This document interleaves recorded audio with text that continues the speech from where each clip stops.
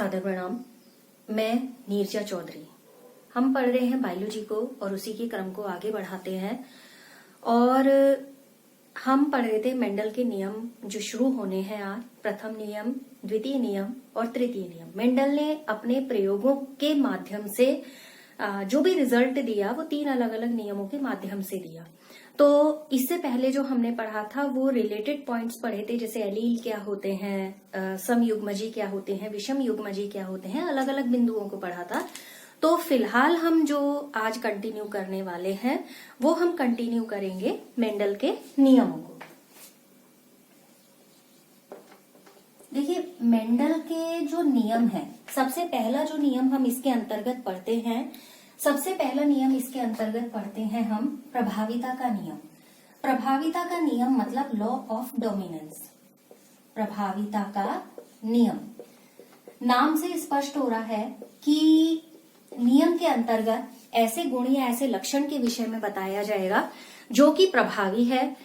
Mendel ने वो चीज बताने के लिए कुछ एलील की सहायता से, उनके एंजाइम पर प्रभाव की सहायता से ये बताने की कोशिश की थी और स्पष्ट किया था, जो कि हम पढ़ते हैं कि जो लक्षण प्रभावी होता है वो क्यों प्रभावी होता है, या बहुत सारे लक्षणों में से सपोज हम समयुग्मजी और विषम युग्मजी की बात कर रहे हैं, तो ऐसा कैसे होता है कि जब एंजाइम का प्रभाव पड़ता है तो किस प्रकार के एंजाइम की अभिक्रिया के बाद कोई लक्षण वहां पर प्रभावी होता है, हम उसके विषय में बात करेंगे। आज जो टॉपिक हम लेंगे यानी कि प्रभाविता के नियम के संदर्भ में ही हम पढ़ेंगे। उसके अलावा जो मेंडल के बाकी के 2 नियम हैं, क्रम से हम आगे पढ़ते चले जाएंगे। जैसे पहला प्रभाविता का नियम है, दूसरा यहाँ पर जो नियम आता है उसका विसंयोजन का नियम, या जिसे पृथक्करण का नियम भी कहा जाता है, लॉ ऑफ सेग्रीगेशन। तीसरा नियम आता है उसका स्वतंत्र अपव्यूहन का नियम। स्वतंत्र अपव्यूहन का नियम मतलब लॉ ऑफ इंडिपेंडेंस असॉर्टमेंट। तो हम फिलहाल बात करेंगे प्रभाविता के नियम की। देखिए, प्रभाविता के नियम के अंतर्गत कुछ ऐसी चीजें हैं, जैसे हमने फैक्टर्स के बारे में पढ़ा। हमने कहा कारक हैं जिन्हें कारक मेंडल ने कहा, एक्चुअल में आज के जो क्या कहना चाहिए वैज्ञानिक है वो उसको क्या कहते हैं, जीन कहते हैं। ठीक है, वो बात करते हैं। सबसे पहले बात करते हैं फैक्टर्स की, यानी कि कारक की।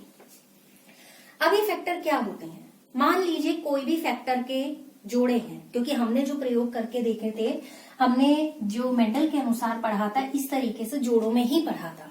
ठीक है, तो जो भी 2 सदस्य इनमें से एक दूसरे से मिलते जुलते नहीं होते हैं, इसमें से क्या होता है, सपोज विषम युग्मजी वाली मैं बात कर रही हूँ, दोनों सदस्य एक दूसरे से हमें मिलते जुलते हुए नहीं दिखाई दे रहे हैं, तो ऐसे में क्या होता है, एक फैक्टर दूसरे फैक्टर पर प्रभावी होता है।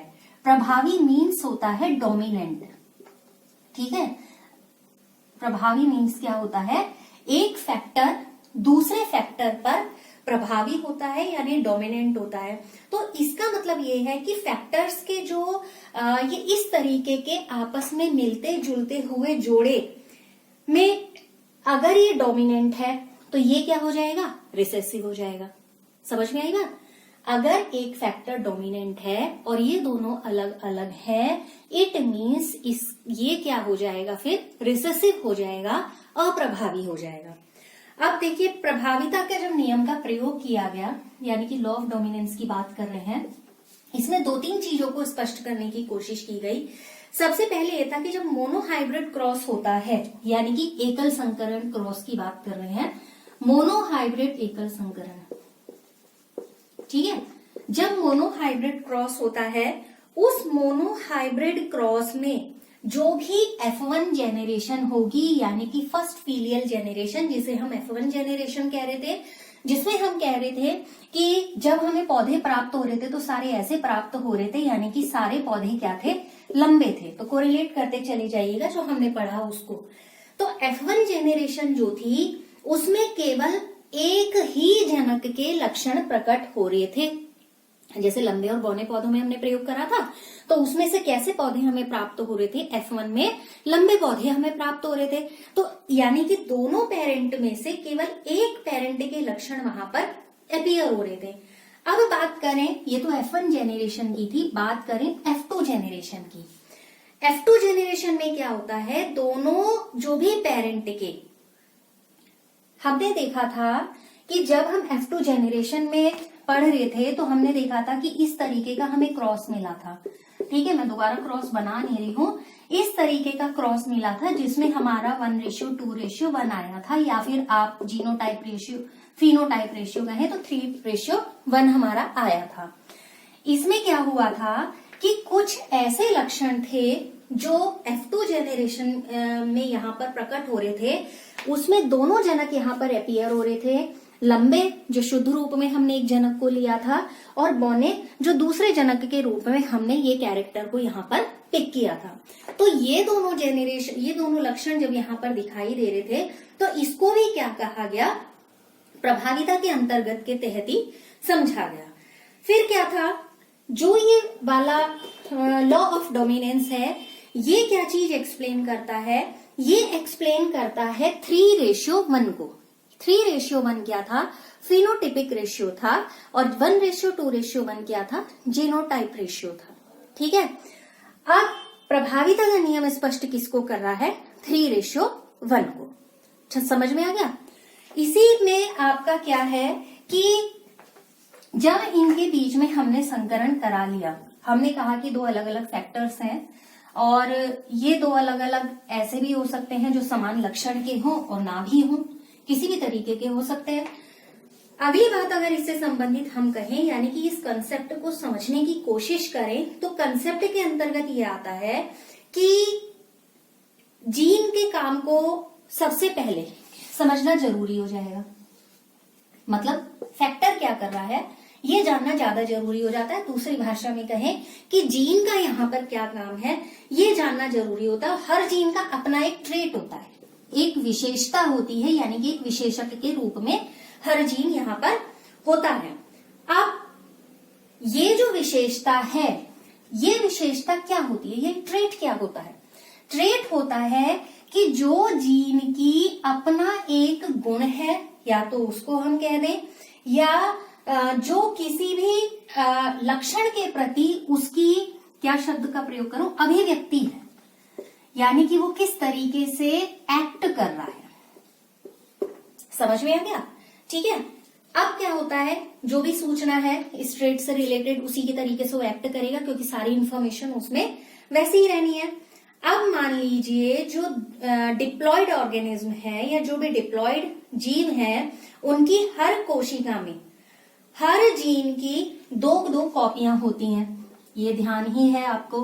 ठीक है, कॉपी यानी कि दो उसकी क्या होती हैं, प्रतिलिपि होती है। ठीक है, हर कोशिका में जीन की क्या होगी, दो प्रतिलिपि होगी। इसी क्यों होगी, क्योंकि मैं द्विगुणित बोल रही हूं।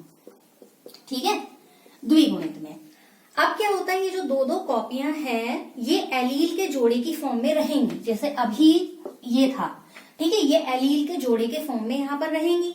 तो एक एग्जाम्पल आप ऐसे समझ सकते हैं, जैसे कुछ परिवारों का उदाहरण आप ले लीजिए, जिन परिवारों में मान लीजिए जैसे आंखों के रंग का हम उदाहरण लेते हैं। जैसे आंखों का रंग काला है और नीला है, तो नीला आंखों का रंग काला आंखों का रंग नीले आंखों के रंग पर क्या होगा, प्रभावित होगा।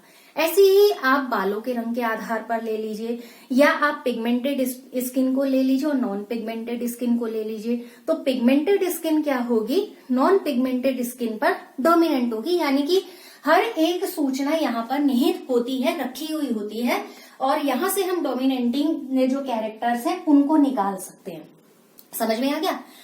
अब आगे जाके क्या होता है कि अगर इस चीज को हमें समझना है, तो मान लिया कि हमने एक ऐसी जीन को ले लिया है जिसमें किसी स्पेसिफिक एंजाइम, ठीक है, ध्यान दीजिएगा, हमने एक ऐसा जीन लिया है कि जिसमें किसी भी स्पेसिफिक एंजाइम्स के निर्माण से संबंधित सूचना वहां पर रखी हुई है।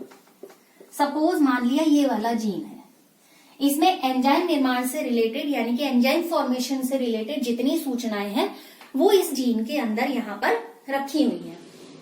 अब जैसे हमने कहा कि इसकी क्या होती है, दो कॉपी होती हैं। ठीक है, अब ये जो 2 कॉपी हैं, ये 2 कॉपी किस फॉर्म में अवेलेबल होती हैं? क्योंकि मैं अगर एलील को बोलूंगी बार बार तो आप कंफ्यूज मत होइएगा। ये 2 कॉपी कैसे रूप में जानी जाती हैं? एलील के रूप में जानी जाती हैं। ठीक है।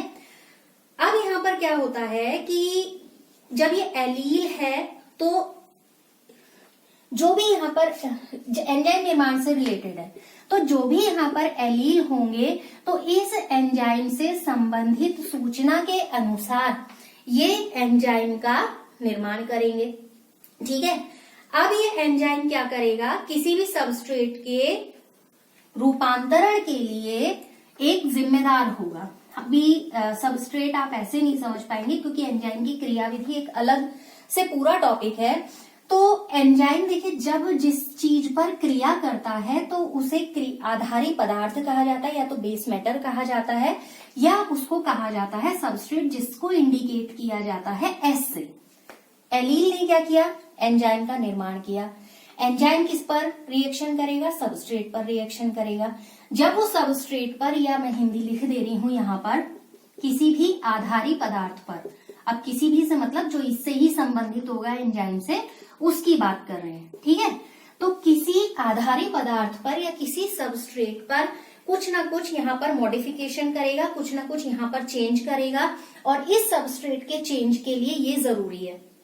ठीक है। अब एक जनरल एलील में परिवर्तन जब होगा तो उससे क्या बनेगा? एक रूपांतरित एलील बनेगा। परिवर्तन का मतलब यही तो हुआ कि कुछ ना कुछ नए रूप में वो परिलक्षित होगा, कुछ ना कुछ नए रूप में वो सामने दिखाई देगा। तो जब एलील में परिवर्तन होगा तो उसको हम क्या कहेंगे? मॉडिफाइड एलील कहेंगे, या हम उसे रूपांतरित एलील कहेंगे।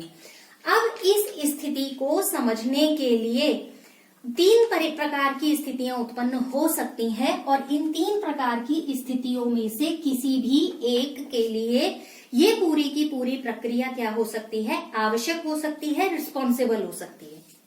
ठीक है। पहली चीज यानी कि कुछ जनरली, बहुत सारे भी हो सकते हैं, या मैं सामान्य शब्द का प्रयोग कर देती हूं यहां पर। जैसे कौन कौन सी स्थितियां हो सकती हैं जब एंजाइम का निर्माण होगा और उसका सबस्ट्रेट पर रिएक्शन होगा, वहां पर एलील का रूपांतरण होगा। तो जैसे पहली स्थिति जो हम ले रहे हैं कि जो नॉर्मल कम प्रभावी एंजाइम, ठीक है, कैसे हो सकते हैं? या तो ऐसे एंजाइम हो सकते हैं जो कि कम एक्टिवेटेड हो या कम प्रभाव जिनका पड़ रहा हो, या कुछ ऐसे हो सकते हैं जो नॉन फंक्शनल हो, अक्रियाशील जिनको हम कहें। ठीक है। अक्रियाशील, नॉन फंक्शनल। ठीक, नॉन फंक्शनल। क्लियर हो गया? अक्रियाशील को, नॉन फंक्शनल को एक और अलग वर्ड यूज किया जाता है, अकार्यशील कहा जाता है। ठीक है। अकार्यशील, क्योंकि अक्रिया तो मतलब इनएक्टिव हो गया। अकार्यशील, ठीक है, तो नॉन फंक्शनल। यहां पर क्या होगा? तीसरी चीज, ऐसी स्थिति हो सकती है जब पूरे तरीके से एंजाइम अनुपस्थित हो। क्या हो सकता है? जब पूरे तरीके से एंजाइम अनुपस्थित हो। अब इन तीनों में से कोई भी कंडीशन यहां पर हो सकती है जो भी सबस्ट्रेट या एलील के रूपांतरण के लिए यहां पर क्या होगी? रिस्पॉन्सिबल होगी। अगली चीज यहां पर देखिए कि मान लिया कि पहली स्थिति में रूपांतरित, अगर इस स्थिति की बात करें, इस स्थिति में रूपांतरित एलील और जो भी सामान्य एलील है, सामान्य एलील से मतलब वो हो गया मेरा कि जिसमें किसी भी प्रकार का परिवर्तन नहीं हो रहा है। ठीक है, जो किसी भी प्रकार के परिवर्तन होना तो महसूस कर रहा है, यानी कि किसी भी प्रकार के जो भी इसकी वजह से यहां पर प्रभाव पड़ना था, लेकिन एलील ने उस बदलते प्रभाव के लिए किसी भी तरीके का रिएक्शन नहीं किया, यानी कि वो परिवर्तन उसने महसूस ही नहीं किया। ठीक है, तो ट्रेट या फिनोटाइप एक अलग तरीके का वहां पर बन जाएगा, और एक ऐसी स्थिति होगी जिसे हम सामान्य स्थिति यहां पर कह सकते हैं। समझ में आ गया? कोई एंजाइम है जो कम क्रियाशील है, माना पहली स्थिति को हम देख रहे हैं, हमने कहा एलील पर वो प्रभाव डालेगा। मान लिया ये वाला एलील था जिस पर प्रभाव नहीं पड़ा, तो ये रूपांतरित नहीं हो पाया इसकी क्रिया की वजह से। तो जरूरी नहीं है कि सारे एलील पर प्रभाव पड़े। तो जो रूपांतरित या मॉडिफाइड नहीं हो पाया उसे हम कह रहे हैं जनरल एलील, यानी कि सामान्य एलील। ठीक है। अब माना सबस्ट्रेट है, इसका रूपांतरण तो होगा क्योंकि रिएक्शन करेगा तो कुछ ना कुछ परिवर्तन तो होगा। तो इस तरीके के एलील के जो पेयर होंगे वो सामान्य होंगे या नॉर्मल होंगे। और अगर मान लीजिए किसी एलील के द्वारा ये अक्रियाशील यानी कि नॉन फंक्शनल एंजाइम बनाने का या उनके उत्पादन नहीं करने का की वजह से किसी भी तरीके का कोई फिनोटाइप यहाँ पर प्रभावित हो रहा है, ठीक है, तो फिनोटाइप या ट्रेट का जो भी जनरल एलील होगा या नॉर्मल एलील होगा, यानी कि जो परिवर्तन को महसूस नहीं कर रहा है, तो वो एलील किस चीज के ऊपर निर्भर करेगा? वो निर्भर करेगा कि किस तरीके से ये सामान्य परिवर्तन, यानी कि वो ट्रेट किस पर, ऐसे समझिए कि वो ट्रेट किस पर निर्भर करेगा? वो ट्रेट निर्भर करेगा इस सामान्य एलील पर। ठीक है। अब नॉर्मल भी है और रूपांतरित एलील भी है। वो किस चीज को लीड करते हैं? वो लीड करते हैं फिनोटाइप के कैरेक्टर को। ठीक है। किसको लीड करते हैं? फिनोटाइपिक कैरेक्टर को। माना ये है सामान्य हो ही गया और ये है, ठीक है। मान लीजिए ये इनमें से ये क्या रहा? अरूपांतरित रहा। तो लीड किसको कर रहा है? ये लीड किसको कर रहा है? लंबे वाले लक्षण को ही तो लीड कर रहा है। तो ये यही समझाने की मैं कोशिश कर रही हूं कि जो ये रूपांतरित लक्षण है, यानी कि ये जो सामान्य एलील है, ये सामान्य एलील ही है जो फिनोटाइप यानी कि दृश्य रूप को प्रदर्शित करने की कोशिश करता है। कोशिश क्या करता है? यही दृश्य रूप वहां में दिखाई देता है। ठीक है। अब प्रभावी एलील और रूपांतरित एलील या जो रिसेसिव एलील है वो कौन कौन से होंगे? देखिए, जब फिनोटाइप का जिसने प्रतिनिधित्व किया, ठीक है, इसने क्या किया? वो लक्षण हमें दिखाया कि ये वाले पौधों को भी हम क्या कह रहे थे? लंबा कह रहे थे। ठीक है। तो ये एलील कैसा हुआ? डोमिनेंट हुआ, नेचुरली डोमिनेंट हुआ। अगर वो इसके साथ मिलके भी अपने लक्षण को प्रदर्शित कर पा रहा है, इट मीन्स वो डोमिनेंट है। तो ये वाला एलील क्या कहा जाएगा? डोमिनेंट कहा जाएगा। ठीक है। अब ये डोमिनेंट के साथ है, लेकिन अपने आप को इस वाले फिनोटाइप के मैं फिर से बोल रही हूं कि प्रभाविता के नियम के अंतर्गत फिनोटाइप, हमने शुरू में ही कहा कि उसको समझाया जाता है। तो यहां पर क्या होगा कि जो ये दूसरा एलील है, ये दूसरा एलील क्या कहा जाएगा? रिसेसिव कहा जाएगा, यानी कि अप्रभावी कहा जाएगा। ठीक है। क्या कहा जाएगा? रिसेसिव कहा जाएगा या अप्रभावी कहा जाएगा। तो यही बात मेंडल ने क्या किया था? समझाने की कोशिश की थी कि कोई भी जीन या कोई भी कारक है, दो कॉपियां होती हैं, वो समान भी हो सकती हैं, अलग अलग भी हो सकती है, लेकिन वो अपने लक्षणों को वहां पर क्या करती हैं? प्रदर्शित करती हैं। और जो रूपांतरित नहीं हो पाता एलील, एक लाइन में बताने की कोशिश कर रही हूं, जो रूपांतरित नहीं हो पाता है एलील वही डोमिनेंट रहता है, और जिसमें इस तरीके का बदलाव हो जाता है वो क्या हो जाता है? रिसेसिव हो जाता है। तो ये चीज यहाँ पर एक लाइन में समझने के लिए जरूरी है। यानी जैसे माना हम कैसे कह सकते हैं कि हम ऐसे कह सकते हैं, एक प्रश्न बनाते हैं। हम प्रश्न बनाते हैं कि जब फर्स्ट फीलियल की बात कर रहे हैं, यानी कि F1 की हम बात कर रहे हैं, तो F1 में इसको हम लंबा ही क्यों कहते हैं? आप उसको समझा सकते हैं कि जब एंजाइम की रिएक्शन सबस्ट्रेट पर होती है तो दोनों एलील में से एक बदलाव ले लेता है और एक बदलाव नहीं लेता है, वो अपनी नेचुरल फॉर्म में रहता है। तो जो बदलाव नहीं लेता है वही लक्षण एक डोमिनेंट कैरेक्टर के रूप में सामने आता है और वही लक्षण दिखाई देता है, वही प्रभावी लक्षण होता है। तो ये यहाँ पर समझाने की कोशिश की थी मेंडल ने। एक छोटे से ग्राफ से फिर से समझ लेते हैं, जो ग्राफ कह रही हूँ, छोटे से क्रॉस से समझ लेते हैं, जिसमें हमने लंबे और बौने पौधे लिए। इनके बीच में जब हमने क्रॉसिंग कराई थी, तो क्रॉसिंग कराने के बाद हमें मिल रहे थे ये। ठीक है। अब फर्स्ट फीलियल को देखिएगा, हमें क्या मिल रहा था? कैपिटल टी और स्मॉल टी। वैसे तो हम क्या कह रहे थे? ये हाइब्रिड्स है, लेकिन जब हमने कहा कि इसमें ये बताइए कि लंबे पौधे मिले या बौने पौधे मिले, हमने क्या कहा कि फर्स्ट जेनरेशन में यानी कि फर्स्ट फीलियल जेनरेशन में सारे के सारे पौधे वैसे थे जो कि टॉल थे। क्यों थे? क्योंकि ये जो अरूपांतरित एलील था यही डोमिनेंट रह गया और इसलिए देखने में सारे के सारे पौधे हमें क्या मिले? लंबे मिले। तो ये तो था प्रभाविता का नियम। हालांकि इसी से रिलेटेड दो और बिंदु हैं जिसमें कोडोमिनेंस वगैरह भी है या अपूर्ण प्रभाविता भी है, तो वो दो बिंदुओं को हम नेक्स्ट सेशन में पढ़ेंगे। फिलहाल ये जरूरी है थोड़ा थोड़ा पढ़ेंगे और इम्पोर्टेंट तरीके से पढ़ेंगे ताकि कंसेप्ट्स क्लियर होते चले जाएं। तो अगले सेशन में आपसे जल्दी मिलते हैं, तब तक के लिए आप सभी का बहुत बहुत धन्यवाद।